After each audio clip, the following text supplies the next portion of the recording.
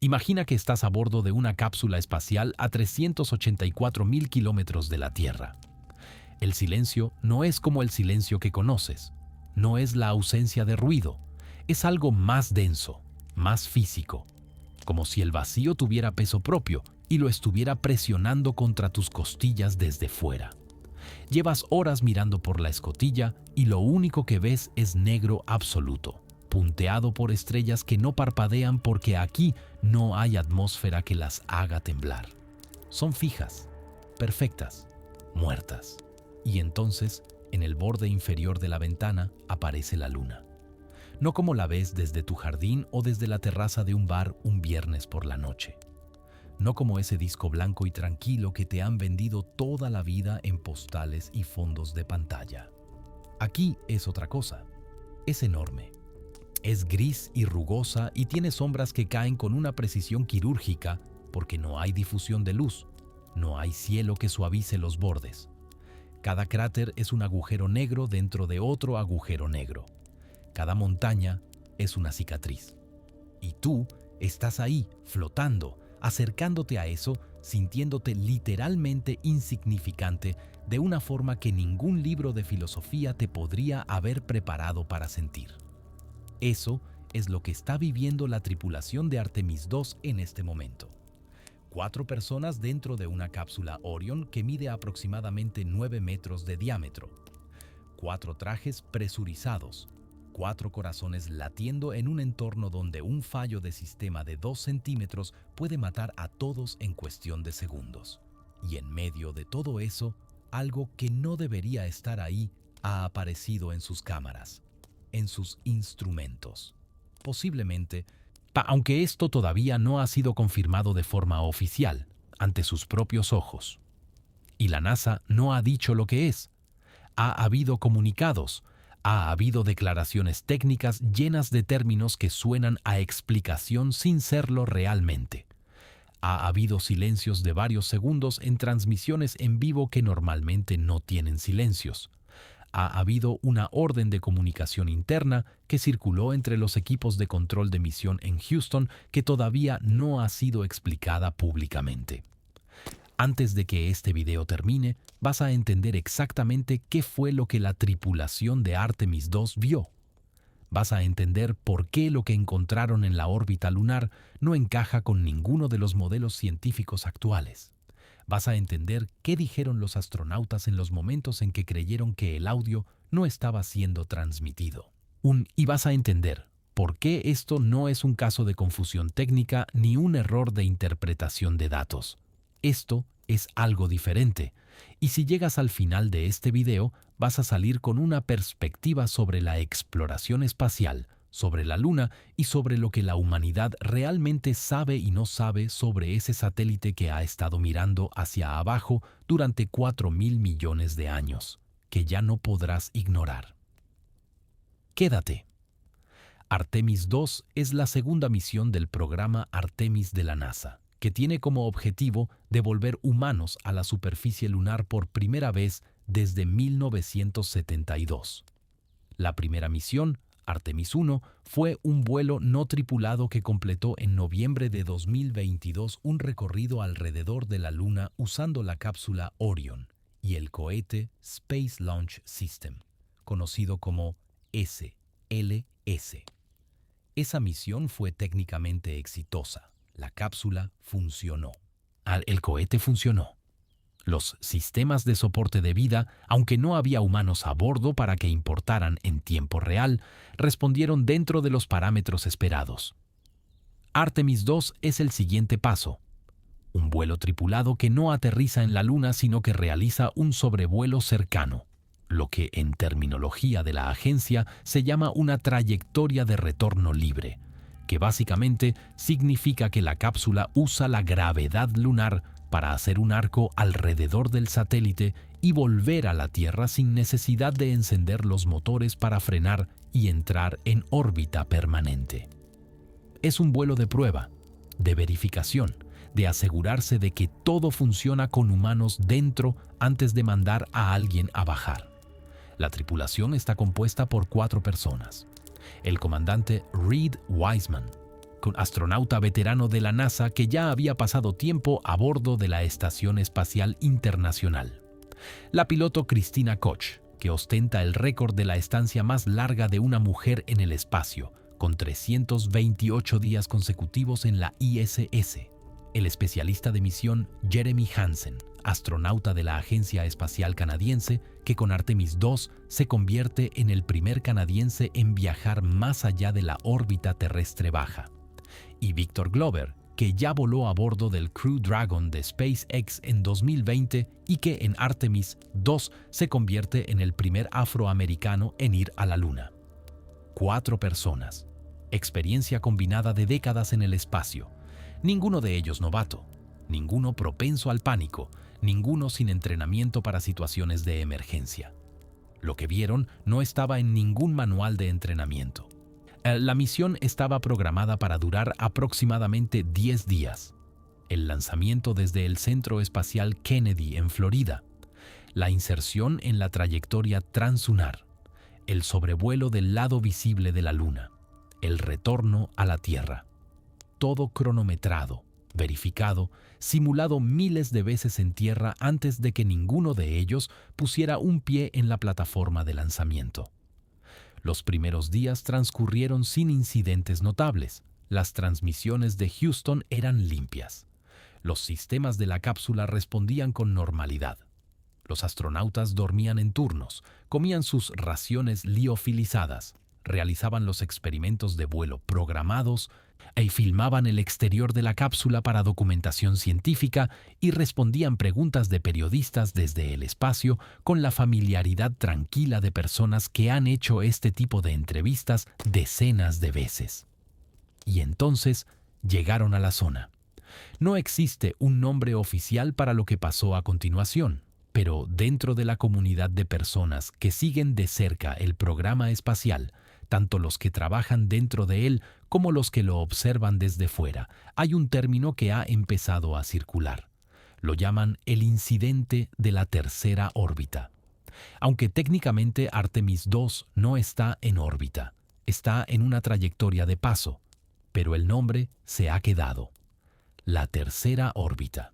Y ahora vamos a hablar de qué fue exactamente lo que ocurrió ahí. Cuando una misión espacial tripulada se acerca a la Luna, hay una serie de anomalías que los ingenieros de la NASA ya esperan encontrar. No en el sentido de que sean bienvenidas, sino en el sentido de que están documentadas, catalogadas y tienen protocolos de respuesta. La más conocida es la interferencia de radio causada por la ionización de partículas en el entorno lunar, que puede afectar las comunicaciones de forma temporal. Hay también fluctuaciones en las lecturas del campo magnético, que en la Luna es fragmentario e irregular, nada que ver con el campo magnético terrestre. Hay vibraciones estructurales de la cápsula que los sensores interpretan como anomalías cuando en realidad son el resultado de la expansión y contracción del metal por los cambios extremos de temperatura, o que en el espacio profundo pueden ir de menos 270 grados centígrados en sombra a más de 120 grados en exposición solar directa. Todo esto lo saben. Todo esto tiene nombre. Todo esto tiene una ficha técnica y un protocolo. Lo que ocurrió durante el acercamiento de Artemis II al lado visible de la Luna no tiene ficha técnica. Aproximadamente a las 14:47, hora del Centro Espacial Johnson, cuando la cápsula Orion se encontraba a unos 7.400 kilómetros de la superficie lunar y comenzaba el tramo de aproximación máxima del sobrevuelo.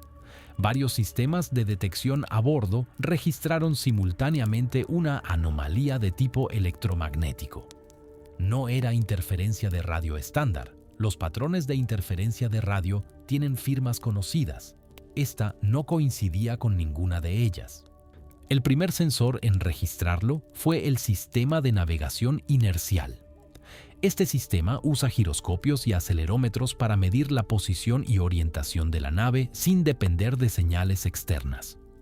Es el sistema más autónomo y el menos susceptible a interferencias externas de todos los que lleva la cápsula. Cuando ese sistema registra una anomalía, los ingenieros prestan atención de una forma diferente a como lo hacen cuando la anomalía viene de un sensor de radiación o de una cámara exterior. Segundos después, el sistema de comunicaciones registró una distorsión en la banda de frecuencias que usan para hablar con Houston. No fue un corte, no fue ruido blanco, fue una distorsión estructurada, con patrones reconocibles. Eso es lo que lo hace diferente. El ruido es aleatorio, el ruido no tiene estructura. Lo que registraron los sistemas de comunicaciones de Artemis II durante aproximadamente 42 segundos tuvo estructura. No voy a afirmar que eso significa lo que la mente del espectador está empezando a pensar que significa. Todavía no, porque la historia es más complicada que eso. Y para entender por qué lo que vino después es tan difícil de explicar, necesitas entender primero qué más ocurrió en esos 42 segundos. Christina Koch estaba en la escotilla principal de observación cuando empezó. Es la posición más favorable para documentar visualmente el sobrevuelo lunar. Tenía una cámara de alta resolución, una Hasselblad modificada para uso espacial con capacidad de capturar imágenes en longitudes de onda, que van desde el infrarrojo cercano hasta el ultravioleta, y estaba documentando sistemáticamente la superficie lunar a medida que la cápsula se acercaba al punto de máxima proximidad. En el segundo en que los sensores electromagnéticos comenzaron a registrar la anomalía, Koch dejó de fotografiar. Esto se sabe porque las imágenes de la Hasselblad están marcadas con timestamp.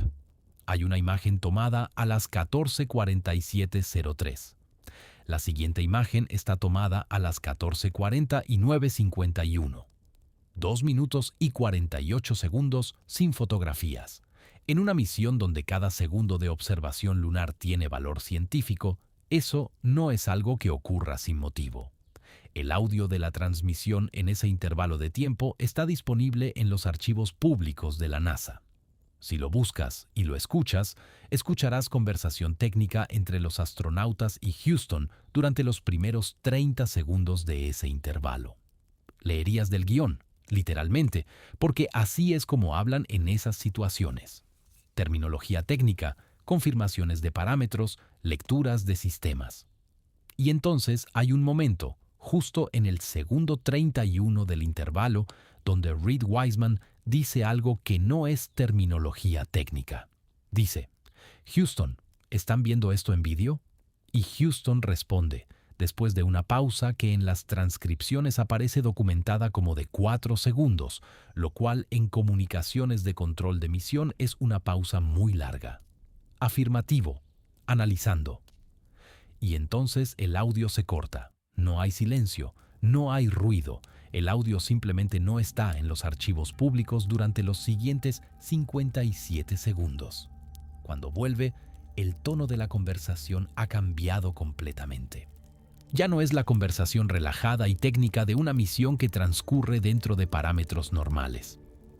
Hay algo diferente en la forma en que hablan, más medido, más deliberado, como personas que están eligiendo cuidadosamente cada palabra.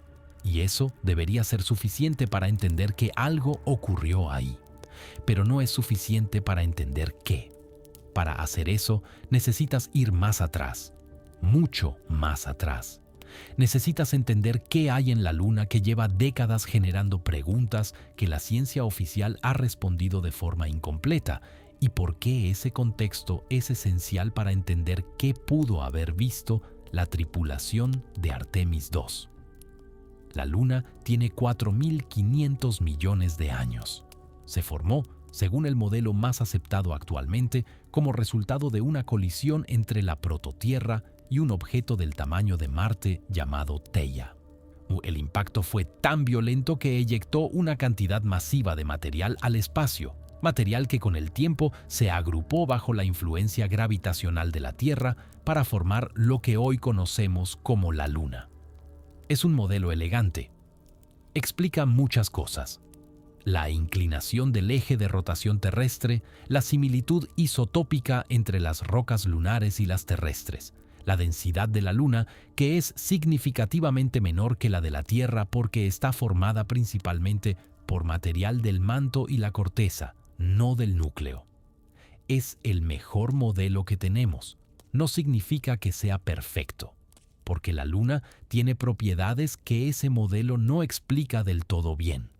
Y algunas de esas propiedades son exactamente el tipo de cosas que vuelven a ser relevantes cuando hablas del incidente de la tercera órbita de Artemis II. La primera anomalía tiene que ver con el momento de inercia de la Luna.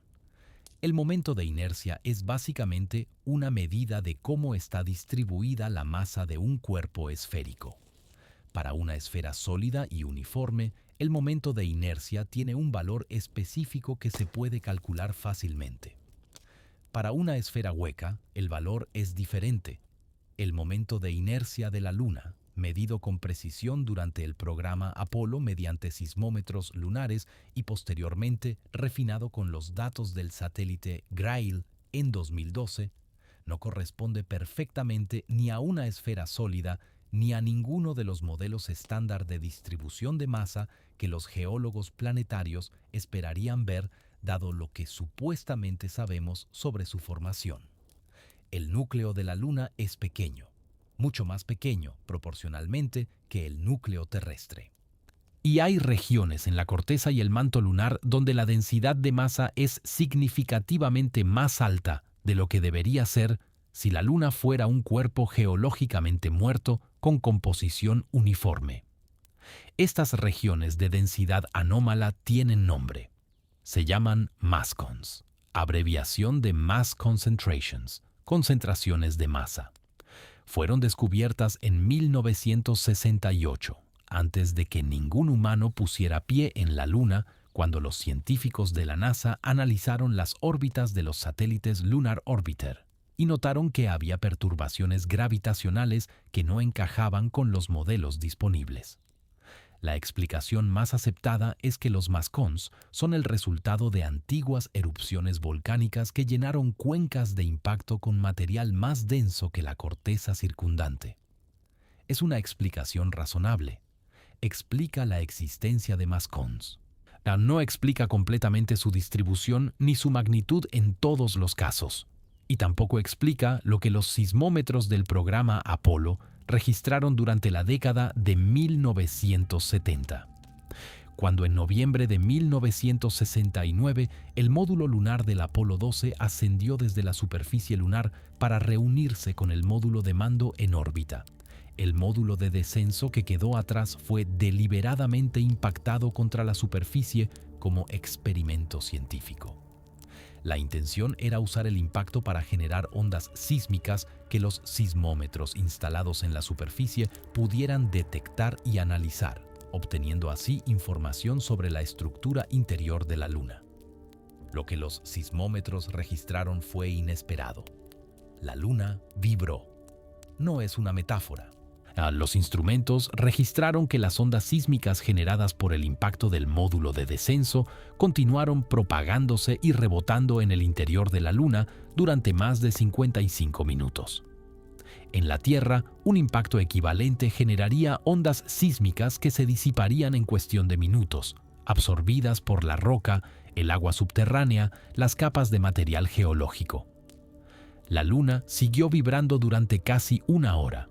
El científico de la NASA, Frank Press, que era uno de los principales responsables de los experimentos sísmicos del Apolo, describió el comportamiento de las ondas sísmicas lunares como similar al de una campana.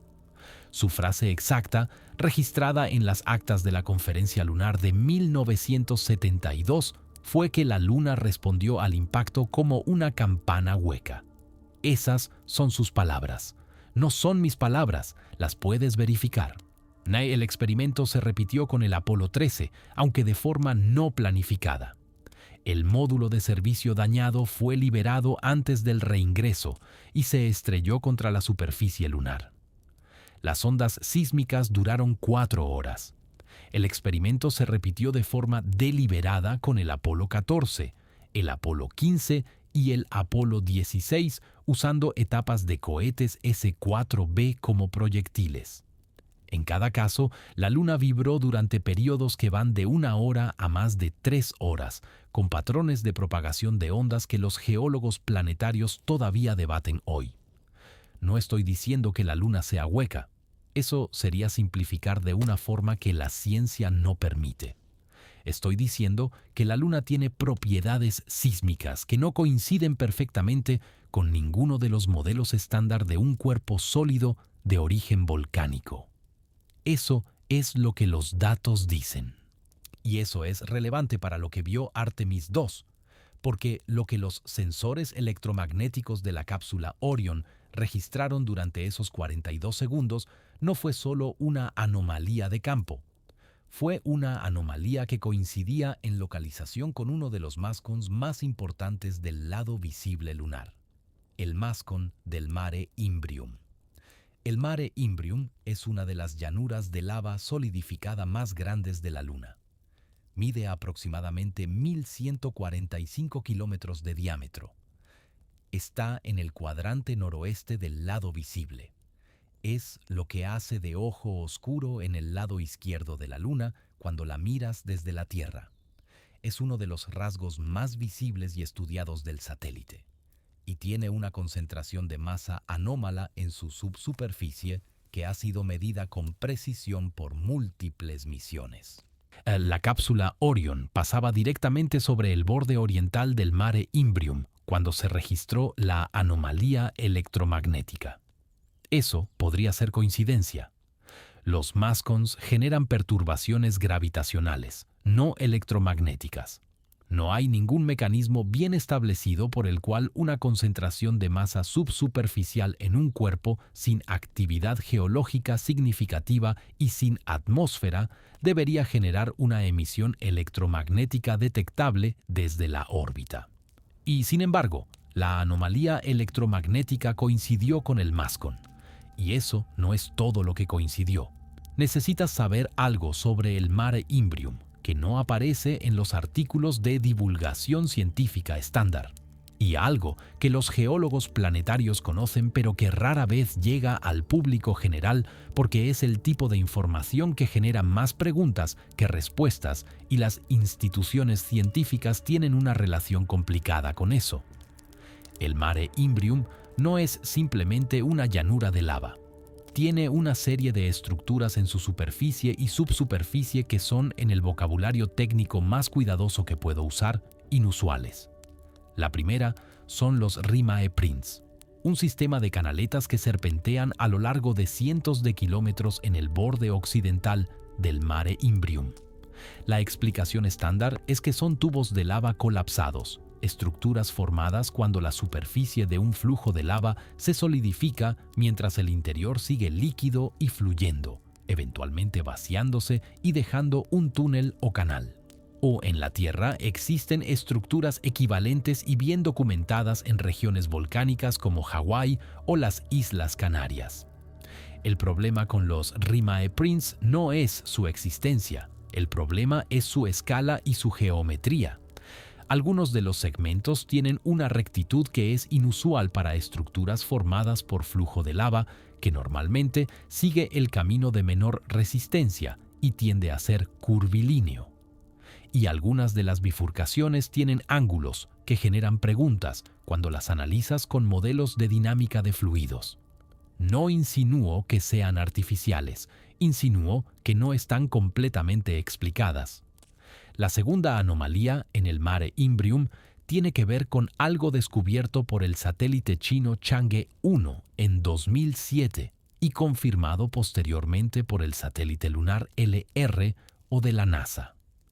En determinadas zonas del Mare Imbrium, específicamente en la región donde el MASCON tiene su mayor concentración de densidad, el radar de penetración subsuperficial detectó estructuras a profundidades de entre 200 y 400 metros que no corresponden a los patrones de estratificación de lava que deberían estar ahí.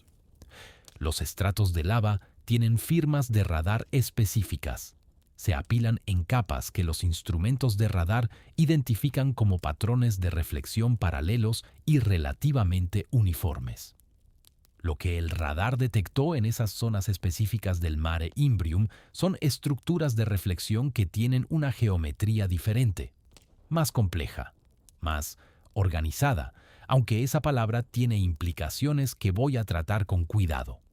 La interpretación científica oficial es que podría tratarse de estructuras de lava inusualmente densa o de posibles cavidades subsuperficiales formadas durante el proceso de enfriamiento del magma.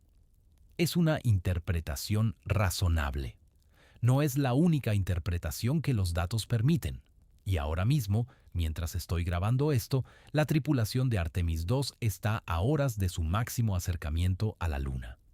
Y uno de los sistemas de ciencia que lleva a bordo la cápsula Orion es precisamente un sistema de radar de penetración superficial de mayor resolución que cualquiera de los satélites anteriores. Lo que significa que en el momento en que ocurrió la anomalía electromagnética, Reid Wiseman y su tripulación no solo estaban mirando por la ventana, estaban recopilando datos sobre la subsuperficie del Mare Imbrium en tiempo real. Y cuando Reid Wiseman preguntó a Houston si estaban viendo eso en vídeo, no estaba hablando solo de lo que veían sus cámaras. Necesitas entender qué tipo de cosa podría provocar una respuesta de ese tipo en un comandante de misión con el perfil de Reid Wiseman. Porque Wiseman no es el tipo de astronauta que se perturba fácilmente. Su historial está bien documentado. En su misión a la ISS en 2014, manejó múltiples incidentes técnicos con una calma que los ingenieros de tierra describieron en las evaluaciones posteriores como ejemplar. Es exactamente el tipo de persona que la NASA elige para comandar una misión de esta importancia. Alguien que bajo presión extrema sigue siendo metódico, racional y comunicativo. Esa persona, con esa historia, miró por la escotilla de la cápsula Orion y dijo a Houston si estaban viendo eso en vídeo. O eso es un hecho documentado. La pregunta es, ¿qué era ese eso? Hay varias categorías de explicación. Voy a dártelas todas, empezando por las más mundanas y avanzando hacia las que tienen más implicaciones. La primera categoría es la más sencilla, una anomalía óptica. La óptica espacial produce efectos que pueden parecer extraordinarios y no serlo. La refracción de luz solar en los bordes de la escotilla, la presencia de partículas de polvo en el exterior de la ventana que la luz solar ilumina en ángulos específicos, la distorsión producida por el vidrio de alta resistencia de la escotilla cuando se combina con ciertas intensidades de luz solar. Todos estos efectos pueden producir lo que en la jerga de los astronautas se llama speckling o smearing, manchas o distorsiones que a primera vista pueden parecer objetos externos. El problema con esta explicación es que no explica la anomalía electromagnética simultánea. Los efectos ópticos producidos por suciedad en la ventana no afectan a los sistemas de navegación inercial ni a los patrones de comunicación en la banda de radio que usa la cápsula para hablar con Houston. La segunda categoría es la interferencia electromagnética natural de origen solar. El Sol emite constantemente radiación y partículas. Cuando hay actividad solar intensa, los eventos conocidos como eyecciones de masa coronal pueden producir interferencias electromagnéticas significativas en cualquier sistema electrónico. La tripulación de Artemis II recibió alertas de actividad solar moderada durante los días previos a la misión. El problema con esta explicación es la firma. Las interferencias electromagnéticas de origen solar tienen patrones de frecuencia bien conocidos. No tienen estructura interna compleja. Lo que los sistemas de Artemis II registraron durante esos 42 segundos tenía, según las fuentes que han tenido acceso a los datos técnicos preliminares, una estructura de frecuencia que no corresponde a ningún evento solar conocido. La tercera categoría es la que menos gusta dentro de los ambientes institucionales, pero que la física no descarta. Emisión electromagnética de origen subsuperficial lunar. La Luna tiene actividad geológica residual, pequeños terremotos lunares, llamados moonquakes, son registrados regularmente por sismómetros que siguen activos desde el programa Apolo. Algunos de ellos se producen en el manto profundo, a profundidades de entre 700 y 1200 kilómetros. Otros se producen en la corteza superficial y están relacionados con el ciclo de mareas gravitacionales de la Tierra y el Sol. ¿Podría un moonquake localizado en el subsuperficio del Mare Imbrium, justo donde el MAS contiene su mayor concentración de densidad, generar una emisión electromagnética detectable desde la órbita? La respuesta honesta es que la ciencia actual no tiene suficientes datos para decir definitivamente que no. Hay mecanismos teóricos, como el efecto piezoeléctrico en ciertos minerales cristalinos bajo presión, que podrían producir emisiones electromagnéticas durante eventos sísmicos. En la Tierra hay investigaciones activas sobre la relación entre precursores electromagnéticos y terremotos. La Luna es un entorno diferente, pero los minerales son análogos. Esta explicación encajaría con la anomalía electromagnética. Pero hay un problema con ella también. No explica lo que Christina Koch vio durante esos 2 minutos y 48 segundos en que dejó de fotografiar. Porque lo que vio Koch no estaba bajo la superficie, estaba sobre ella. Lo que voy a decirte ahora está basado en fuentes que no han sido confirmadas oficialmente por la NASA, lo cual en sí mismo es información, porque la NASA normalmente confirma o desmiente activamente cuando circulan informaciones sobre sus misiones. El silencio institucional tiene su propia semántica. Según fuentes dentro de la comunidad técnica que rodea el programa Artemis, lo que Koch documentó durante ese intervalo, no con la Hasselblad, porque como ya dijimos dejó de fotografiar, sino posiblemente de otras formas que incluyen el sistema de grabación de vídeo de alta definición que opera de forma continua e independiente a bordo de la Orion, fue una estructura en la superficie lunar. No una estructura natural de tipo geológico, una estructura con propiedades geométricas que no encajan con ningún proceso geológico conocido. La palabra exacta que se ha usado en los informes preliminares que han circulado en círculos restringidos es rectilinear, rectilíneo, con ángulos, con bordes que mantienen una orientación consistente respecto a la superficie circundante. La superficie lunar, formada por miles de millones de años de impactos de meteoritos, actividad volcánica y radiación, produce relieves específicos. Cráteres circulares, cordilleras curvilíneas, campos de lava que se extienden siguiendo la topografía. El relieve lunar no produce, de forma espontánea, estructuras con geometría rectilínea consistente a escala de cientos de metros. Pero aquí hay que ser muy preciso, porque hay una categoría de estructura geológica que sí puede producir geometría aproximadamente rectilínea: los sistemas de fracturas tectónicas. Cuando la corteza de un cuerpo planetario se fractura bajo tensión, las fracturas pueden seguir orientaciones lineales determinadas por la orientación del campo de estrés. Y en la Luna hay sistemas de fracturas documentados. Sin embargo, los sistemas de fracturas tienen características específicas que los distinguen. Tienen continuidad lateral, pero no tienen profundidad y bordes consistentes. No tienen lo que los geólogos llaman una expresión topográfica tridimensional compleja. No tienen, en particular, a lo que las fuentes describen en el caso de lo que Koch vio: una serie de estructuras elevadas sobre la superficie circundante con simetría interna. Eso último es la parte que no se explica geológicamente. Estructuras elevadas con simetría interna.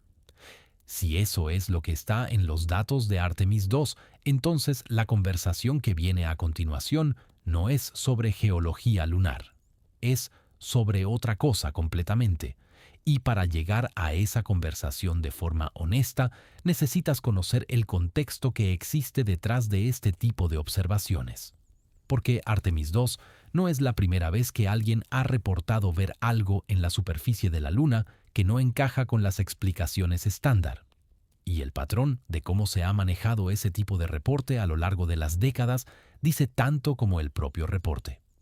En 1966, el módulo de sonda soviético Luna 9 aterrizó en el Oceanus Procellarum, en el lado visible de la Luna. Fue el primer alunizaje suave de la historia, el primer objeto artificial en posarse sobre la superficie lunar sin estrellarse. Las fotos que tomó fueron transmitidas a la Tierra y publicadas ampliamente.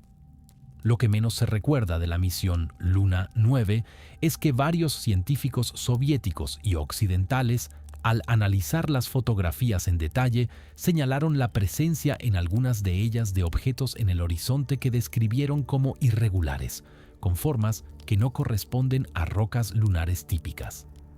El astrónomo británico Sir Bernard Lovell, que dirigía el observatorio Jodrell Bank, y que fue uno de los científicos occidentales que tuvieron acceso a las transmisiones del Luna 9, y mencionó en una entrevista publicada en el Daily Telegraph en 1966 que varias de las imágenes mostraban objetos cuya naturaleza no había sido explicada satisfactoriamente. Las imágenes fueron analizadas más exhaustivamente con el paso de años y la explicación oficial que prevaleció fue que los objetos en cuestión eran rocas lunares fotografiadas con un ángulo de iluminación de luz solar rasante que exageraba sus sombras y creaba la ilusión de formas irregulares que en realidad eran simplemente la superficie natural. Es una explicación razonable, pero es una explicación que requería que los objetos tuvieran una orientación muy específica respecto al ángulo solar para crear exactamente ese efecto. Y esa especificidad era incómoda. Lovell nunca retiró públicamente sus observaciones, simplemente dejó de hablar de ellas. En 1968, el Lunar Orbiter 3 tomó una serie de fotografías de alta resolución de una región conocida como Shard, en la Mare Tranquillitatis, el Mar de la Tranquilidad, la misma región donde un año después aterrizaría el Apolo 11. En esas fotografías aparece una estructura que el fotoanálisis posterior describió como una torre vertical de varios kilómetros de altura. El objeto fue publicado en un boletín de la NASA en 1967 y recibió el nombre de The Shard. La explicación oficial fue que se trata de un artefacto fotográfico, una anomalía en el proceso de revelado o transmisión de la imagen. Las fotos del Lunar Orbiter eran tomadas en película fotográfica real que era revelada a bordo y escaneada electrónicamente para la transmisión. El proceso introducía artefactos conocidos. Es una explicación técnicamente válida. Pero The Shard no tiene las características típicas de los artefactos de transmisión conocidos del Lunar Orbiter. Los artefactos de ese sistema tienen una firma visual específica. Líneas horizontales, degradados verticales, pixelación característica. The Shard no tiene ninguna de esas características. Es una columna vertical con sombra propia. No digo que sea artificial, digo que la explicación oficial es insuficiente para lo que los datos muestran. Y en 1971, durante la misión Apolo 15, el astronauta James Irwin estaba conduciendo el rover lunar por las inmediaciones del Hadley Rille, cuando el equipo de la NASA en tierra detectó en una de las fotografías tomadas desde la superficie algo que posteriormente fue clasificado y retirado de la distribución pública estándar. Irwin, que tras su regreso de la Luna se convirtió en un hombre profundamente transformado por la experiencia, mencionó en varias entrevistas y en su libro To Rule the Night que la experiencia de estar en la Luna le produjo una sensación que no podía explicar racionalmente, una sensación de presencia que no atribuía únicamente a la inmensidad visual del paisaje. Irwin fue el octavo hombre en caminar sobre la Luna. Murió en 1991 de un ataque al corazón. Sus declaraciones más enigmáticas sobre la experiencia lunar permanecen sin explicación formal. Todo esto es contexto, no es prueba de nada. Pero es el patrón dentro del cual se inserta lo que Artemis 2 acaba de reportar. Y los patrones tienen significado, porque hay algo más en ese patrón que todavía no he mencionado. Algo que conecta directamente con el incidente de la tercera órbita y con lo que ocurrió después del corte de audio de 57 segundos. Cuando el audio volvió después de ese intervalo, la conversación entre los astronautas y Houston era deliberada y medida. Hablo de eso, pero lo que no mencioné todavía es lo que ocurrió en el siguiente periodo de 40 minutos aproximadamente. La misión continuó con normalidad aparente. Las lecturas de sistemas volvieron a parámetros normales. La anomalía electromagnética cesó. Las cámaras exteriores de la cápsula siguieron grabando sin interrupciones. Y luego, a las 15:34 hora del Centro Espacial Johnson, casi 50 minutos después de la anomalía inicial, la cápsula Orion realizó una maniobra de corrección de trayectoria que no estaba en el plan de vuelo publicado. Las correcciones de trayectoria en misiones espaciales ocurren. No son inusuales en sí mismas. Las trayectorias calculadas con anterioridad al vuelo a veces requieren ajuste por variaciones en la presión de radiación solar, imprecisiones mínimas en la velocidad de inserción inicial o acumulación de pequeños errores en los sistemas de navegación. Es normal. Existe un presupuesto de propelente reservado específicamente para estas correcciones. Lo que no es normal es que esa corrección haya desviado la trayectoria de la cápsula de su plan de acercamiento original por un margen de 340 kilómetros en el punto de máxima proximidad lunar. 340 kilómetros en este contexto es una desviación enorme. No estamos hablando de un ajuste fino. Estamos hablando de un cambio deliberado que movió la trayectoria de la cápsula significativamente lejos de la región sobre la que habían estado volando cuando ocurrió la anomalía. La NASA describió la corrección en la rueda de prensa que siguió como un ajuste de navegación rutinario. Ningún periodista presente preguntó por el margen de 340 kilómetros específicamente. Y eso, en sí mismo, es otro dato que forma parte del patrón. Ahora bien, hay una explicación mundana para la corrección de trayectoria que no implica nada más que precaución técnica. Si los sistemas de navegación registraron la anomalía electromagnética y esa anomalía afectó a la lectura del sistema inercial de navegación, a los ingenieros de tierra podrían haber decidido aumentar la distancia al punto de anomalía para reducir el riesgo de que la interferencia afectara a los sistemas críticos de la nave en el momento de máxima proximidad lunar, que es el momento de mayor tensión para los sistemas de propulsión y comunicaciones. Eso es una explicación perfectamente racional. No requiere ningún supuesto extraordinario. Pero si eso fue lo que ocurrió, ¿por qué no se dijo explícitamente? La NASA tiene una política de comunicación relativamente transparente sobre sus decisiones técnicas en misión. Cuando hay un problema con un sistema, lo dicen. Cuando hacen una corrección de trayectoria, explican por qué. Las ruedas de prensa de misión son exactamente el espacio para ese tipo de información. Y sin embargo, la explicación oficial fue ajuste de navegación rutinario, sin detalles, sin el margen específico, sin mención de la anomalía electromagnética que los sistemas registraron 50 minutos antes.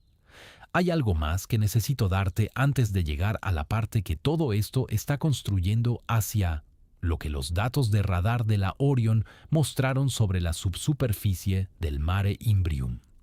Este es el núcleo de todo lo que importa en esta historia, porque la anomalía electromagnética es interesante. La corrección de trayectoria es sugerente. El corte de audio es inquietante. Pero lo que cambia la naturaleza completa de esta historia, lo que convierte este incidente en algo cualitativamente diferente de todas las anomalías lunares anteriores, es lo que el radar de penetración subsuperficial de Artemis 2 registró durante esos 42 segundos y en los minutos inmediatamente anteriores y posteriores. Los datos completos del radar no han sido publicados todavía.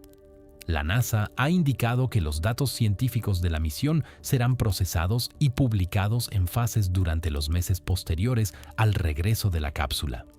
Es el procedimiento estándar. Los datos necesitan calibración, verificación y análisis antes de la publicación. Nadie serio espera datos brutos publicados en tiempo real desde una misión tripulada activa. Pero hay personas dentro del equipo científico de la misión que tienen acceso a esos datos ahora mismo, durante el vuelo. Y algunas de esas personas han comunicado, de forma informal y a través de canales que no son oficiales, de que los datos del radar en la región del Mare Imbrium sobre la que pasaron durante la anomalía muestran algo que no esperaban encontrar. A una profundidad de entre 300 y 450 metros bajo la superficie del Mare Imbrium, en la región que coincide con la mayor concentración de densidad del mascón, el radar detectó una cavidad subsuperficial de dimensiones significativas. Las cavidades subsuperficiales en la Luna no son nuevas. En 2017, el satélite japonés Selene Kaguya detectó evidencia de un tubo de lava en la región de Marius Hills, con una entrada visible desde la superficie. Los tubos de lava lunares son de gran interés científico porque podrían proporcionar protección natural de la radiación para futuros asentamientos humanos. Son el tipo de cavidad subsuperficial que encaja perfectamente en todos los modelos geológicos. La cavidad que detectó el radar de Artemis II en el Mare Imbrium no tiene las características de un tubo de lava. Los tubos de lava tienen secciones transversales aproximadamente circulares o ovaladas. Tienen orientaciones que siguen las pendientes topográficas históricas del flujo de lava. Tienen paredes que muestran las capas del proceso de formación cuando se los analiza con radar de penetración. La cavidad del Mare Imbrium tiene una sección transversal que las fuentes que han visto los datos preliminares describen como approximately rectangular. Aproximadamente rectangular. Tiene una orientación que no sigue ninguna pendiente topográfica lógica. Está más cerca de horizontal perfecto que de ningún ángulo de flujo lava que corresponda a la topografía actual o histórica de la región. Y tiene paredes que el radar lee como inusualmente reflectivas. Las superficies de roca lunar estándar tienen una reflectividad de radar característica. Las paredes de esta cavidad reflejan el radar con una intensidad que corresponde a materiales significativamente más densos o a superficies con una uniformidad estructural que no es característica de la roca volcánica natural. Superficies más uniformes que la roca volcánica natural, a 350 metros bajo la superficie de la Luna, con forma aproximadamente rectangular. Eso no es geología, o si lo es geología que todavía no tiene nombre ni explicación. Quiero ser muy cuidadoso aquí, porque este es el punto en el que la honestidad intelectual exige algo que es más difícil de sostener que la especulación descontrolada: la incertidumbre. Los datos del radar de la Orion son preliminares. No han sido calibrados, no han sido revisados por el conjunto completo del equipo científico. No han sido sometidos al proceso de revisión por pares que es el estándar de validación científica. Lo que las fuentes informales describen es su interpretación inicial de datos brutos, y la interpretación inicial de datos brutos en geofísica tiene un historial significativo de revisión posterior cuando se aplica el análisis completo. Hay explicaciones geológicas que no puedo descartar. La más seria es la posibilidad de que lo que el radar detecta sea una bolsa de material de alta densidad, posiblemente material de origen ígneo, de composición inusual, que crea una firma de radar que parece una cavidad cuando en realidad es lo opuesto: una región de mayor densidad rodeada de material más poroso. Este tipo de inversión de la firma de radar es un fenómeno conocido en geofísica y requiere calibración cuidadosa para distinguirlo de una cavidad real. Esa es la explicación prudente, la que un geofísico responsable daría si le preguntaras sin haberle dado ninguno de los otros datos de esta historia. Pero si le das todos los datos, si le hablas de la anomalía electromagnética, de la corrección de trayectoria no explicada, del corte de audio, de lo que Koch vio por la escotilla, de las estructuras con geometría rectilínea sobre la superficie y de la cavidad subsuperficial de sección aproximadamente rectangular, el geofísico responsable ya no puede dar la respuesta de la bolsa de densidad con la misma confianza. Porque cuando todos los datos apuntan en la misma dirección, aun el peso de lo que necesitas para seguir descartando esa dirección se hace cada vez mayor. Y la dirección hacia la que apuntan todos estos datos juntos es la más difícil que existe para cualquier institución científica de admitir. Que no estamos solos en este universo. Y que la evidencia de que no lo estamos podría estar a 384.000 kilómetros de distancia en la superficie y subsuperficie de un satélite que hemos estado mirando durante toda nuestra historia como especie. Ahora voy a darte el otro lado de esta historia, el que es igualmente importante y que la honestidad intelectual exige presentar con la misma seriedad. El campo de la investigación de fenómenos no explicados tiene un problema fundamental que no tiene que ver con la existencia o no existencia de esos fenómenos. Y tiene que ver con la epistemología de cómo sabemos lo que sabemos. La percepción humana es extraordinariamente susceptible a sesgos de confirmación. Cuando tienes una hipótesis, tu cerebro filtra activamente la información que la confirma y reduce el peso que da a la información que la contradice. No es debilidad, es literalmente cómo funciona el sistema de procesamiento de información del cerebro humano, que evolucionó para encontrar patrones en entornos donde los patrones importaban para la supervivencia y que tiende a ver patrones incluso cuando no los hay. Eso significa que cuando Christina Koch mira por la escotilla y ve algo sobre la superficie de la Luna que su cerebro interpreta como una estructura geométrica. Esa interpretación está influida por todo lo que Koch sabe, ha visto, ha estudiado y ha pensado sobre la posibilidad de estructuras lunares. No porque Koch sea poco científica, sino porque ese es el modo en que funciona la cognición humana bajo condiciones de incertidumbre perceptual. Eso también significa que cuando yo miro los datos preliminares del radar y mi fuente me describe una cavidad de sección aproximadamente rectangular, esa descripción está influida por lo que esa fuente esperaba encontrar, lo que ha leído sobre el tema, el contexto en el que estaba cuando interpretó los datos por primera vez. La cadena de interpretación entre el dato bruto y la narración que llega a ti es larga, y cada eslabón de esa cadena introduce la posibilidad de amplificación de lo que confirma la hipótesis y atenuación de lo que la contradice. Eso no me hace mentir. Hace que la verdad sea más difícil de alcanzar de lo que cualquier relato narrativo, incluido este, puede capturar completamente. La NASA sabe esto. Sus científicos lo saben. Es por eso que el proceso de validación científica existe, para contrarrestar exactamente estos sesgos mediante la revisión independiente, la replicación y el cuestionamiento sistemático. Así que la pregunta que debes hacerte al final de este video no es si lo que Artemis II vio fue definitivamente artificial. Esa pregunta no tiene respuesta todavía, no con lo que tenemos ahora mismo. La pregunta que debes hacerte es ¿por qué? Ante un conjunto de anomalías simultáneas que incluye señales electromagnéticas de firma inusual, observaciones visuales de estructuras con geometría atípica, datos de radar que sugieren cavidades subsuperficiales de forma irregular, correcciones de trayectoria no explicadas y cortes de audio sin justificación pública. La respuesta institucional es el silencio y los comunicados genéricos en lugar del nivel más alto de transparencia científica posible.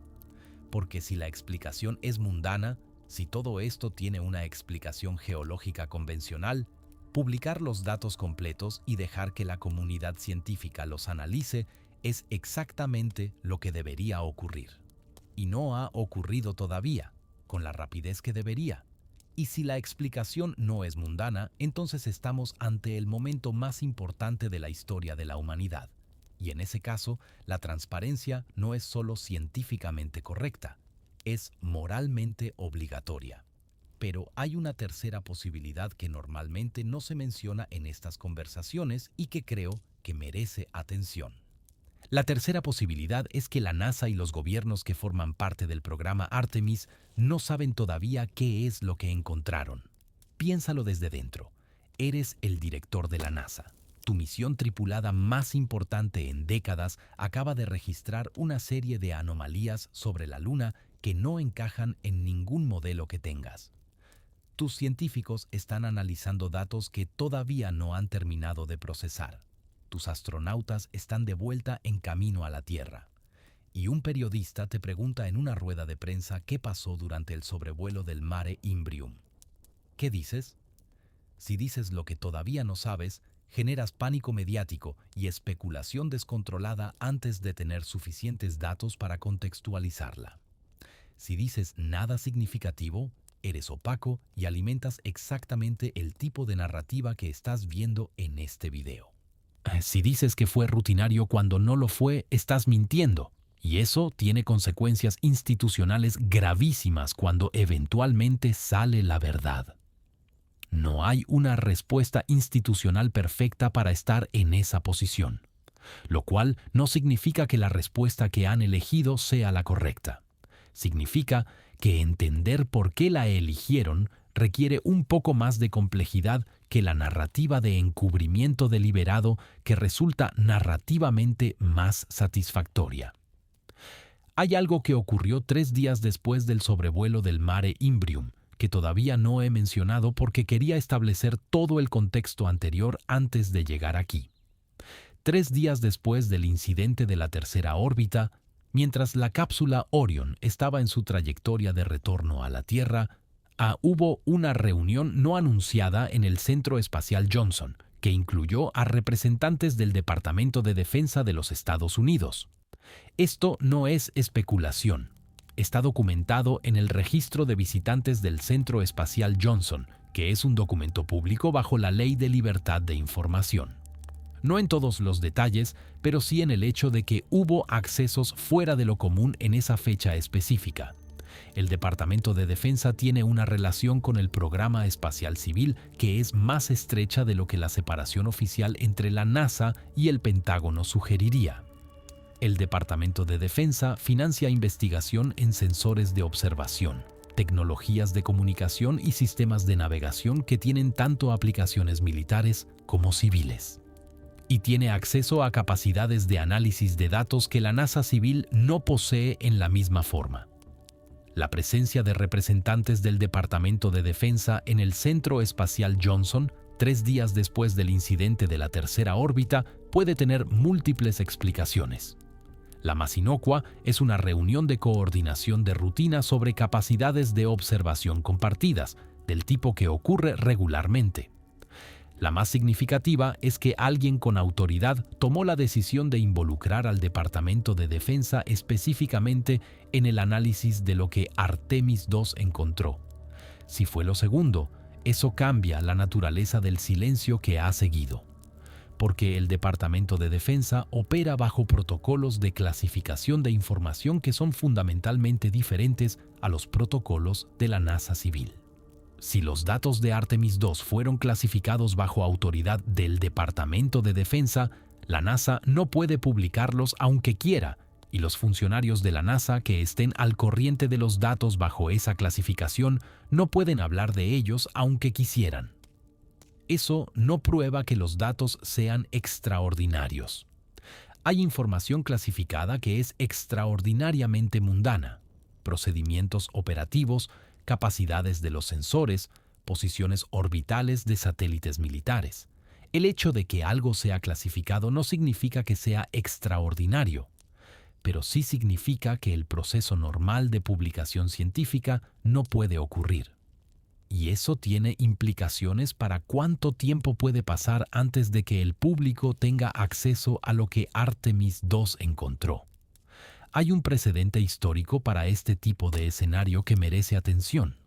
En 1979, los sensores de monitoreo de detonaciones nucleares del satélite Vela 6911 registraron un doble destello en la zona del Océano Índico Sur que tenía la firma característica de una detonación nuclear. El doble destello es específico. Es el patrón de luz generado cuando una explosión nuclear produce primero un destello inicial muy brillante, que luego es eclipsado brevemente por la bola de fuego antes de volverse más brillante de nuevo. Es la firma que se busca en el monitoreo de tratados de no proliferación nuclear. Los datos del Vela 6911 fueron clasificados. Hubo investigaciones dentro del gobierno americano. Algunos paneles de análisis concluyeron que fue una detonación nuclear de origen incierto. Otros concluyeron que era un artefacto del sensor. El debate interno clasificado duró años. El público no tuvo acceso a la información completa durante décadas, y hoy, 45 años después, todavía no hay una respuesta oficial definitiva sobre qué detectó el Vela 6911 esa noche en el Océano Índico Sur. Si ese precedente se aplica al caso de Artemis 2, el horizonte de publicación de los datos completos puede no ser de meses, puede ser de años, o de décadas, o puede no llegar nunca en forma completa. Eso no debería ser aceptable. No en el siglo XXI, con el nivel de interconexión de la ciencia global, con el número de investigadores independientes con capacidad de análisis de datos, con la velocidad a la que la información circula cuando existe y alguien decide compartirla. Pero puede ocurrir de todas formas, y hay algo más que conecta todo esto de una forma que todavía no has tenido tiempo de procesar completamente. El Mare Imbrium, la región sobre la que pasó Artemis 2 cuando ocurrió la anomalía. La región donde el radar detectó la cavidad de sección aproximadamente rectangular a 350 metros de profundidad. La región donde el radar chino y el LR o americano habían detectado previamente anomalías de densidad subsuperficial. El Mare Imbrium es también la región más cercana a un lugar que tiene un nombre que probablemente reconoces. La región conocida en los mapas lunares como Aristarchus, y específicamente la meseta de Aristarchus, que está en el borde occidental del Mare Imbrium. Aristarchus es el cráter más brillante de la Luna, altamente reflectivo incluso para estándares lunares, visible a ojo desnudo en condiciones favorables desde la Tierra, y desde el siglo XVIII, uno de los lugares de la Luna con el mayor número de reportes de lo que los astrónomos llaman fenómenos lunares transitorios, abreviado como TLP. Los fenómenos lunares transitorios son observaciones de cambios en la apariencia visual de la superficie lunar, destellos de luz, cambios de color, aparentes obscurecimientos de zonas que deberían ser brillantes. Han sido reportados por astrónomos desde el siglo XVII, incluidos observadores tan respetados como Johann Herschel hijo, Pierre Méchain y el propio William Herschel, que en 1783 reportó lo que describió como 3 volcanes activos en la superficie lunar, uno de ellos en la región de Aristarchus. La NASA tiene un catálogo de TLPs que lleva décadas actualizándose. Hay más de 1.500 observaciones catalogadas. La explicación oficial más común es desgasificación, la liberación de gases atrapados en el subsuelo lunar que produce temporalmente un efecto visible desde la Tierra. Aristarchus tiene la mayor concentración de reportes de TLPs en todo el catálogo. Y Aristarchus está a menos de 300 kilómetros del punto del Mare Imbrium, sobre el que pasó Artemis 2 cuando ocurrió la anomalía. A menos de 300 kilómetros de donde el radar detectó la cavidad de sección aproximadamente rectangular. A menos de 300 kilómetros de donde Koch vio durante 2 minutos y 48 segundos que no están cubiertos por fotografías, algo que hizo que dejara de documentar con su cámara Hasselblad. No creo en las coincidencias como argumento científico, creo en los datos. Y cuando los datos generan un patrón de coincidencias que se acumulan en la misma dirección, eso no es prueba, pero es señal. Y la señal aquí apunta hacia algo que ha estado en el borde de la percepción científica institucional durante décadas. Algo que ninguna organización oficial ha querido decir en voz alta, pero que los datos, acumulados a lo largo de los años y ahora potencialmente amplificados por lo que Artemis II ha registrado, empujan cada vez más hacia el centro de la conversación. Voy a decirlo claramente, con todas las calificaciones necesarias, porque creo que la audiencia merece escuchar el argumento completo en lugar de una versión suavizada que protege la comodidad institucional. Hay evidencia acumulada, fragmentaria y sin confirmar pero acumulada, de que la región lunar del Mare Imbrium y sus alrededores, incluyendo la meseta de Aristarchus, contiene o ha contenido estructuras que no son de origen geológico natural. Esa evidencia incluye anomalías sísmicas, anomalías electromagnéticas, anomalías de densidad subsuperficial, observaciones visuales históricas de TLPs y ahora, potencialmente, observaciones directas de la tripulación de Artemis II. Si esa evidencia acumulada corresponde a algo real, las implicaciones son tan grandes que no caben en ningún marco de referencia que la civilización humana tenga preparado. No solo porque significaría que no estamos solos. Eso, en sí mismo, sería el mayor descubrimiento de la historia humana, sino porque significaría que lo que sea que existe en o bajo la superficie del mar Imbrium ha estado ahí mientras la humanidad entera vivía su historia, mientras construíamos pirámides y catedrales y bombas atómicas, mientras mirábamos hacia arriba y veíamos la luna como un símbolo de romanticismo y misterio, mientras mandábamos a 12 hombres a caminar por su superficie y los traíamos de vuelta y los dejábamos hablar sobre golf y rover y banderas americanas plantadas en el polvo. Todo ese tiempo, si la evidencia corresponde a algo real, había algo ahí que no reconocimos como lo que era, o que reconocimos y elegimos no decir. Esa segunda posibilidad es la que más perturba cuando la piensas en profundidad, porque requiere un nivel de coordinación institucional durante décadas que, en el clima político fragmentado de la Guerra Fría y sus consecuencias, parece casi imposible. La URSS y los Estados Unidos competían en todo. Si los soviéticos hubieran encontrado evidencia definitiva de estructuras artificiales en la Luna, habrían tenido todo el incentivo del mundo para publicarla como propaganda antiamericana. Si los americanos la hubieran encontrado, el peso político de ser primero y de haberlo encontrado habría sido inmenso. Y sin embargo, ninguno lo publicó, lo cual podría significar que no lo encontraron, que lo que estaban viendo era exactamente lo que la explicación oficial dice que es: geología inusual, efectos ópticos, artefactos de sensor. O podría significar que había algo sobre lo que encontraron que hizo que ninguno de los dos lo quisiera publicar. Algo que los dos lados de la Guerra Fría compartían un interés en no hacer público. No sé cuál de esas dos posibilidades es la verdadera. Y cualquiera que te diga que lo sabe con certeza está mintiendo.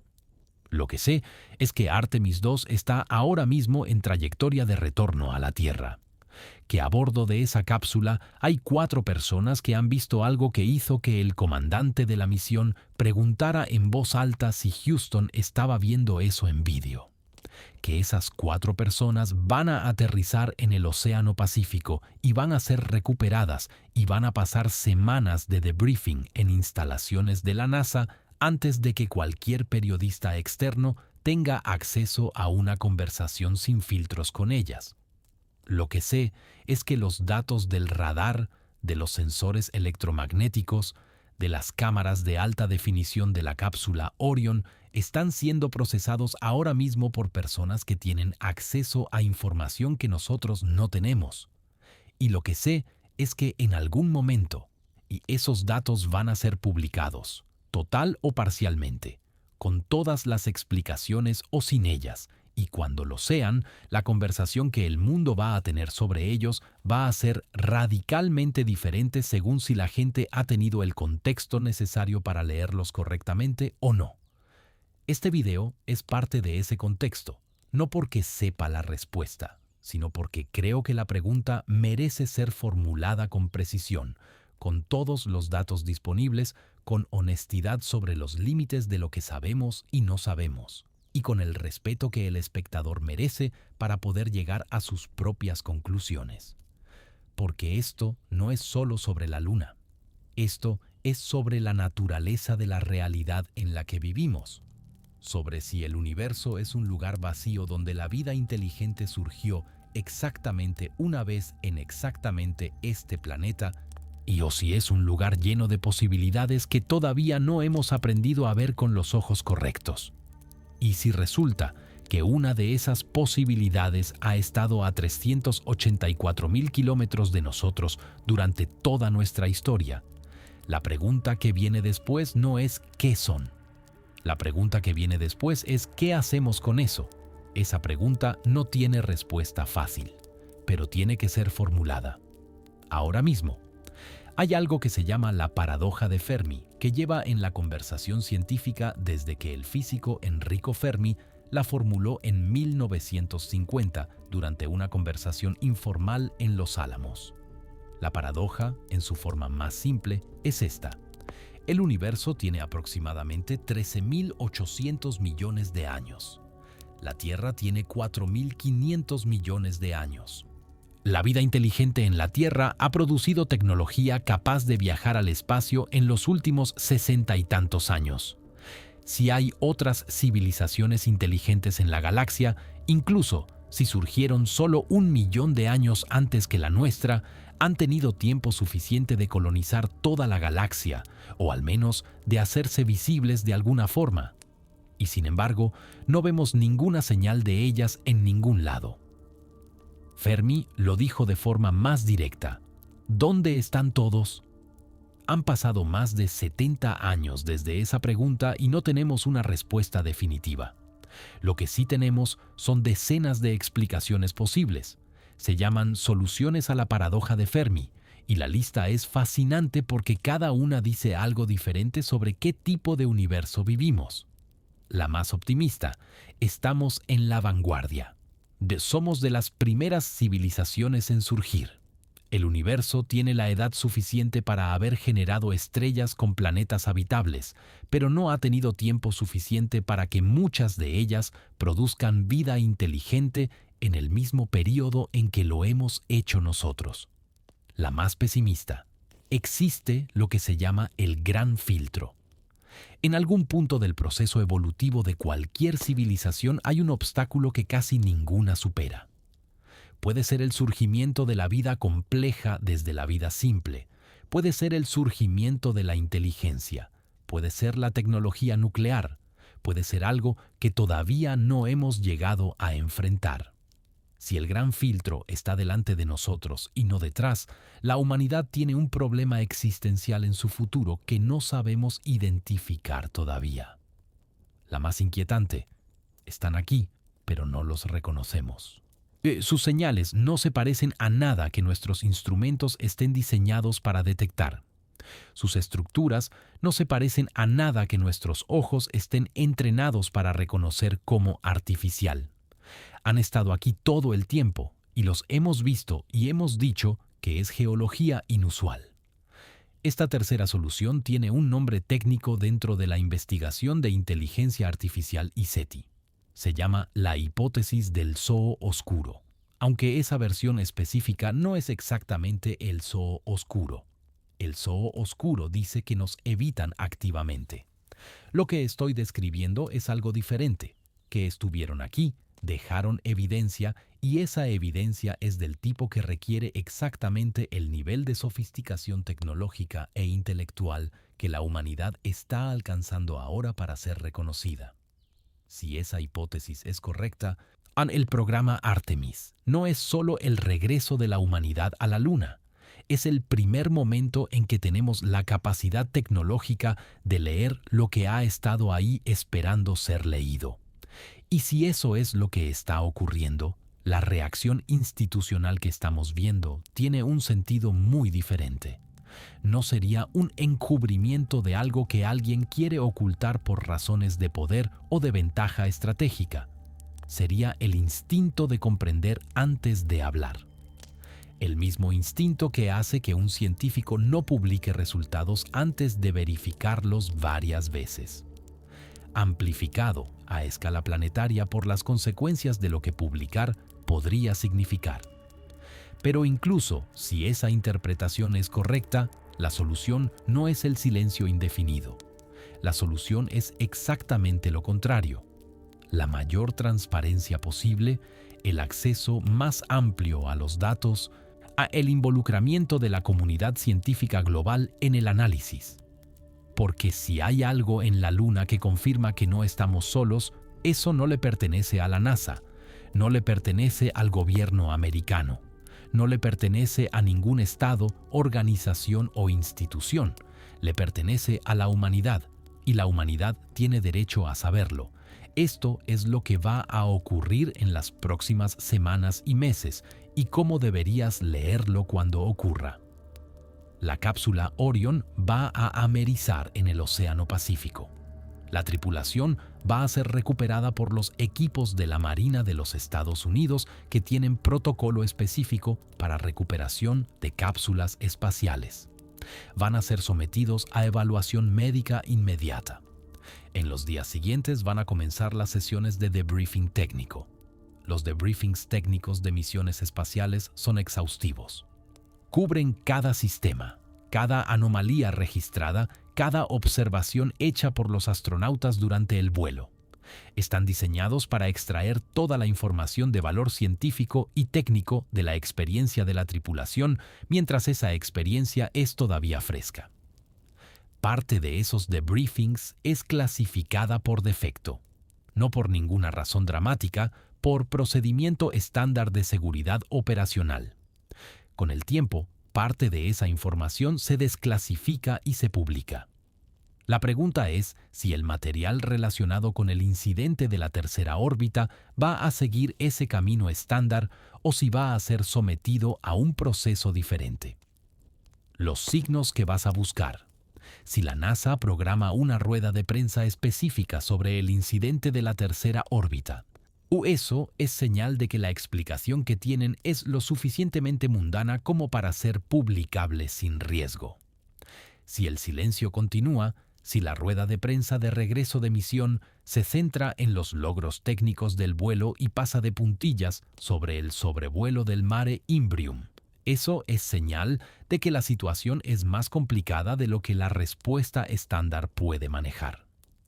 Presta atención también a lo que los propios astronautas digan en sus primeras apariciones públicas.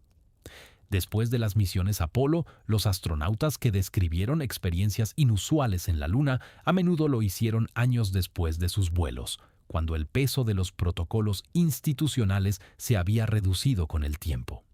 Neil Armstrong fue notoriamente reservado sobre determinados aspectos de su experiencia en la Luna durante décadas.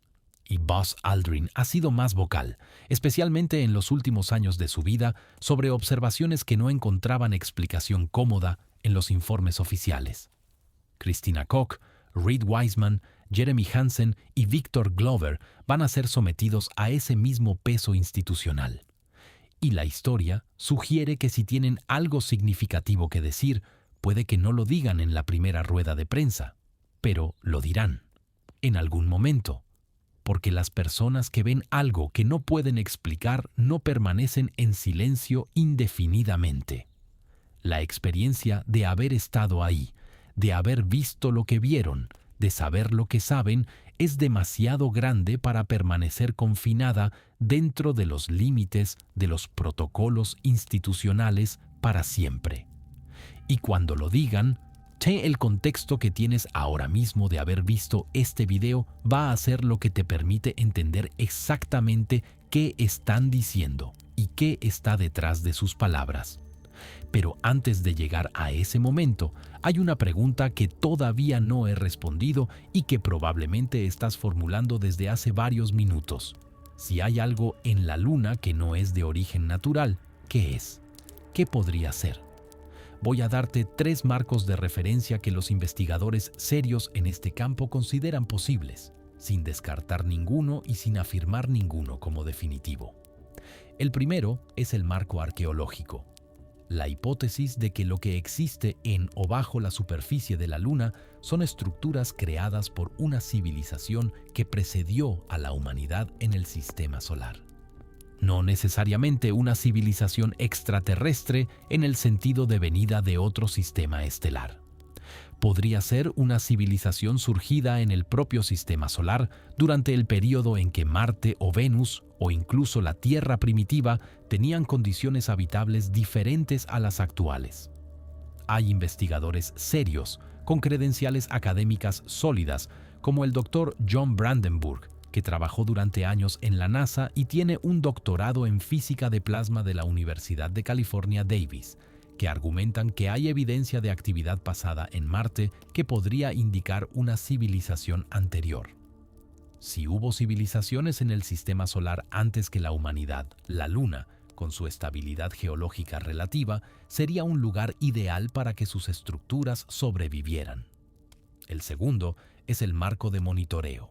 A la hipótesis de que lo que existe en la Luna son estructuras de una civilización extraterrestre que las colocó ahí deliberadamente para monitorear la Tierra o el sistema solar interior. Hay un argumento de ingeniería interesante aquí. Si quisieras observar una civilización en desarrollo en un planeta específico sin interferir con ella, colocar una estación de observación en el satélite natural de ese planeta sería una solución elegante. Estás cerca, tienes línea de visión directa, estás en un entorno estable y el satélite en cuestión está lo suficientemente cerca como para que la civilización en desarrollo eventualmente llegue hasta él cuando alcance un nivel tecnológico suficiente. Es casi como un test de umbral tecnológico. El tercer marco es el de inteligencia artificial.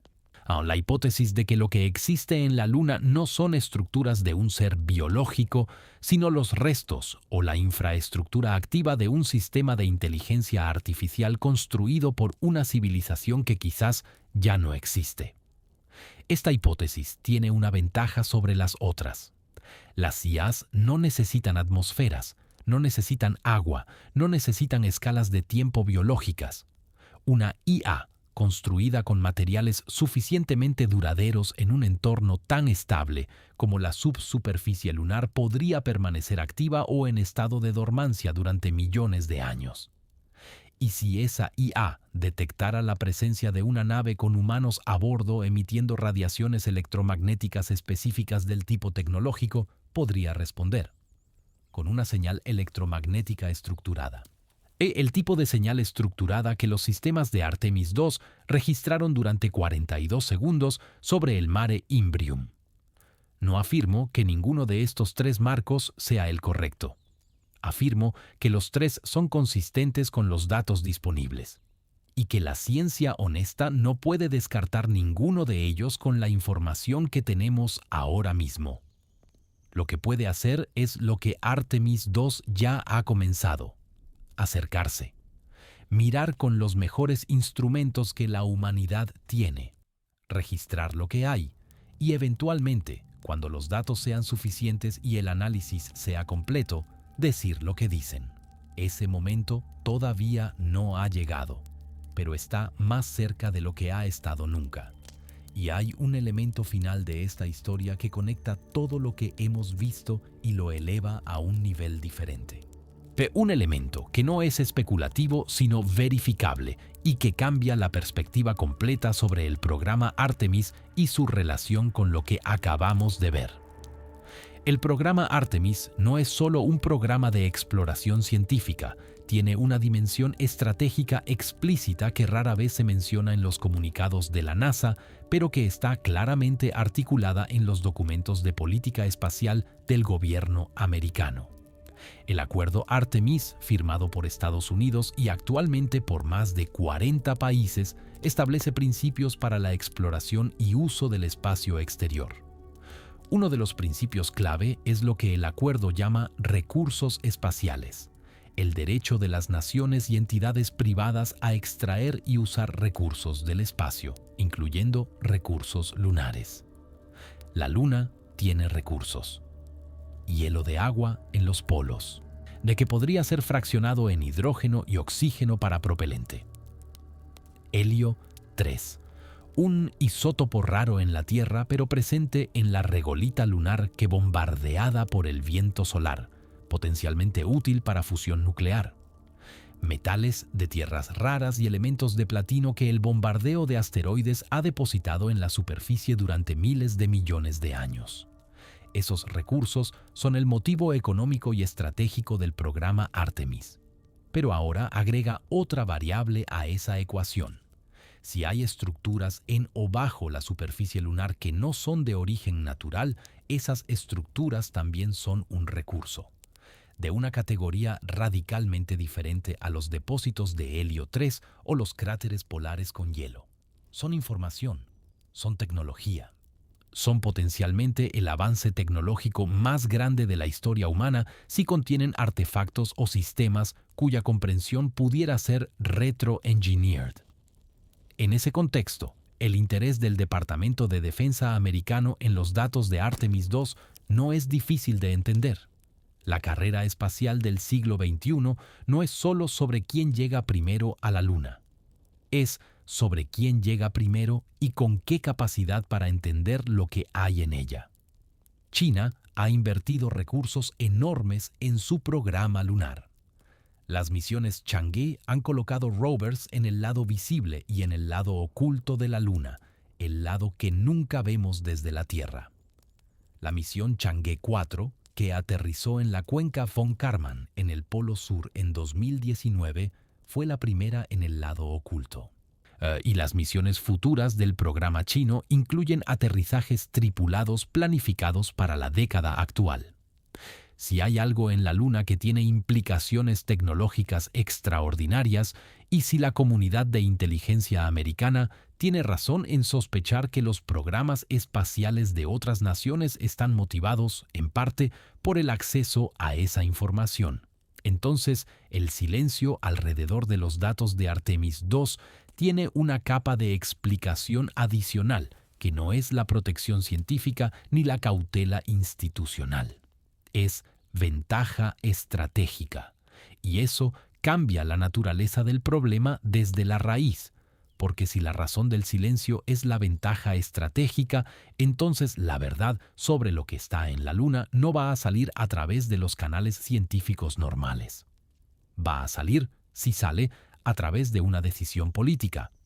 Y las decisiones políticas sobre información de este tipo están sujetas a presiones que no tienen nada que ver con el interés público o con la verdad científica. Eso es lo que hace que el momento actual sea tan crítico.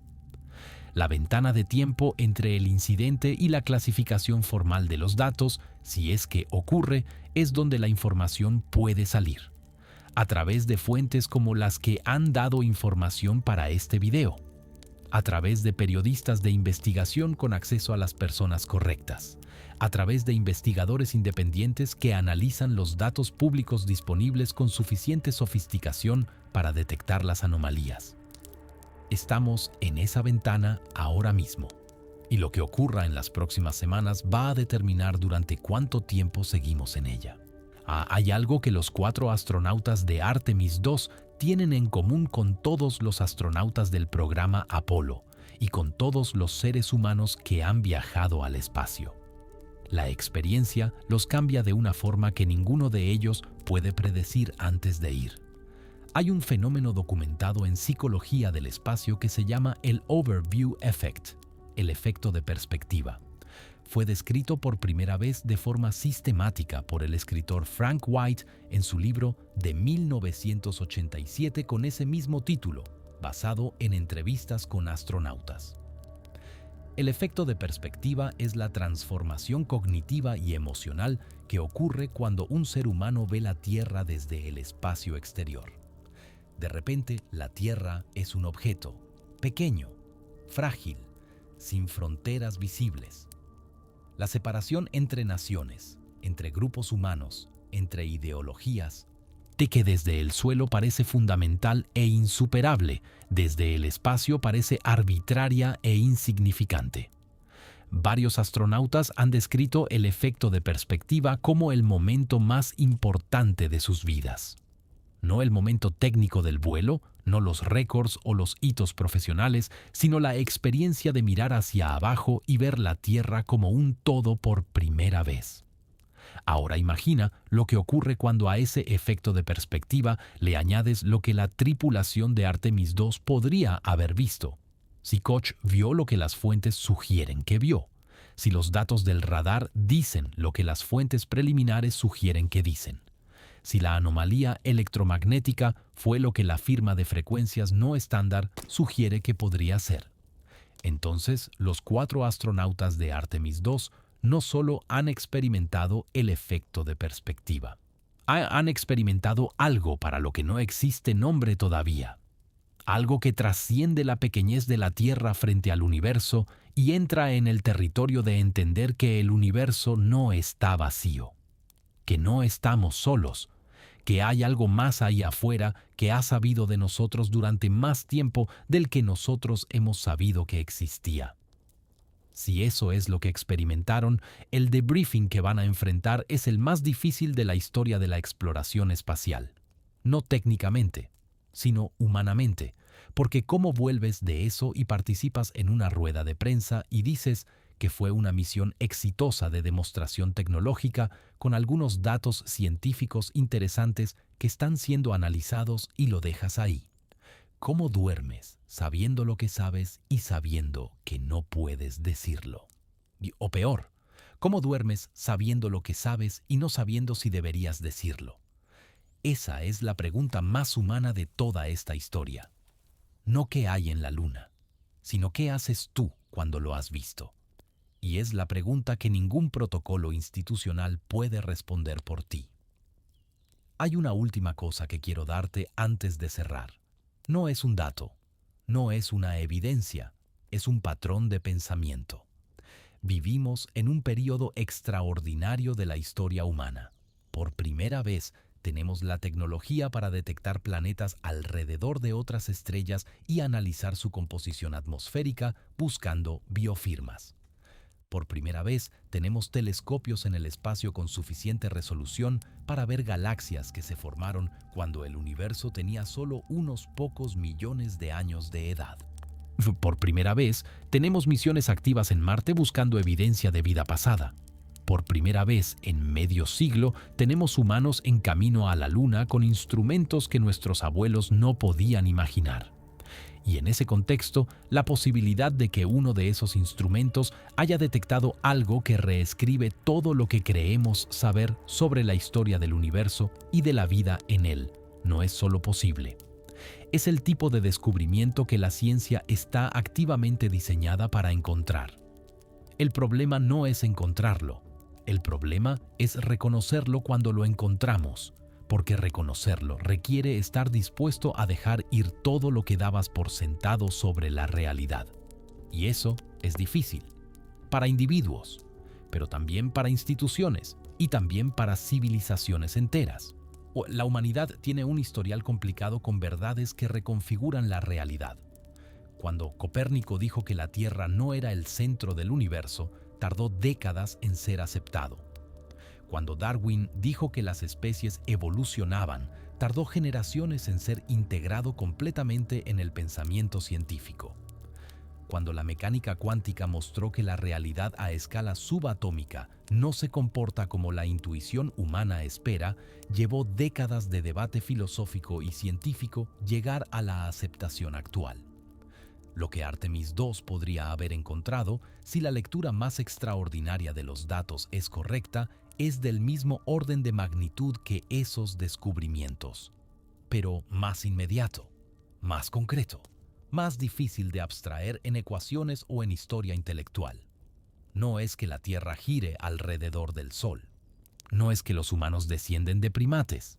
No es que los electrones tienen propiedades que no podemos observar simultáneamente. Es que hay alguien más, o que hubo alguien más, y que los rastros de ese alguien están a un viaje de 10 días de distancia de donde estás sentado ahora mismo. Eso cambia todo. Y si cambia todo, entonces lo que viene después, la forma en que como especie procesamos esa información, cómo revisamos nuestra historia, cómo reconceptualizamos nuestra relación con el universo y con las otras formas de inteligencia que podrían existir en él, es el proyecto más importante que la humanidad ha tenido jamás. La Luna ha estado ahí toda la vida. La hemos mirado desde cuevas y desde telescopios y desde ventanillas de aviones y desde las escotillas de cápsulas espaciales durante más de 60 años de exploración. Y siempre ha sido, en algún nivel profundo, un espejo. Nos reflejaba a nosotros mismos, nuestra soledad, nuestra pequeñez, nuestra aspiración. Si resulta que no es un espejo sino una ventana, todo cambia. Lo que la tripulación de Artemis II vio en la Luna en los minutos que rodearon las 14:47 del Centro Espacial Johnson, ese día, puede ser el momento en que la humanidad dejó de mirar al universo como un espejo y comenzó a mirarlo como lo que es. Un lugar donde no estamos solos. Y si ese es el caso, entonces lo que importa ahora no es el silencio de la NASA, no es la clasificación de los datos, no es la agenda estratégica de los gobiernos que compiten por recursos lunares. Lo que importa ahora es que la conversación que deberíamos estar teniendo como especie sobre qué somos, de dónde venimos, qué hay ahí fuera, qué significa encontrarlo, empiece, no en los despachos de Washington o en los laboratorios clasificados de Houston. Aquí, entre personas que están dispuestas a hacer las preguntas correctas, aunque las respuestas sean incómodas. Eso es lo que ocurre cuando dejas de necesitar que las instituciones te digan lo que está pasando y empiezas a leer los datos por ti mismo. Y eso es lo que este video, en su mejor versión, te ha dado. No la respuesta, sino la capacidad de formular la pregunta correctamente. La tripulación de Artemis II está en camino a casa ahora mismo.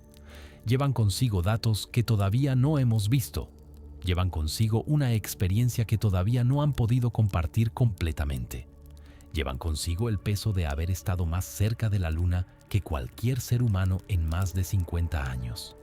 Y de haber encontrado algo sobre ella que la hace diferente a todo lo que el mundo pensaba que era. Cuando aterricen, escucha lo que dicen, pero escucha también lo que no dicen. Escucha las pausas, escucha los matices, escucha la diferencia entre lo que dice alguien que tiene algo que compartir y lo que dice alguien que tiene algo que no puede compartir todavía. Hay una diferencia. Y si has llegado hasta aquí, ya tienes el entrenamiento para detectarla. Yo voy a seguir este caso de cerca. Cuando los datos del radar de la Orion sean publicados, cuando los astronautas hablen, cuando la NASA programe esa rueda de prensa o no la programe, vamos a estar aquí para leerlo con el nivel de profundidad que merece. Si no quieres perderte nada de lo que viene, ya sabes lo que tienes que hacer. O estás aquí, y eso ya significa que te importa entender. Eso es lo más valioso que existe, porque la historia que acabas de escuchar no termina con el amerizaje de la cápsula Orion en el Océano Pacífico. Apenas está empezando, y la Luna, que ha estado mirando hacia abajo durante 4.000 millones de años con esa paciencia quieta e impenetrable de lo que no tiene prisa porque tiene todo el tiempo del mundo, sigue ahí, esperando que lleguemos con la pregunta correcta.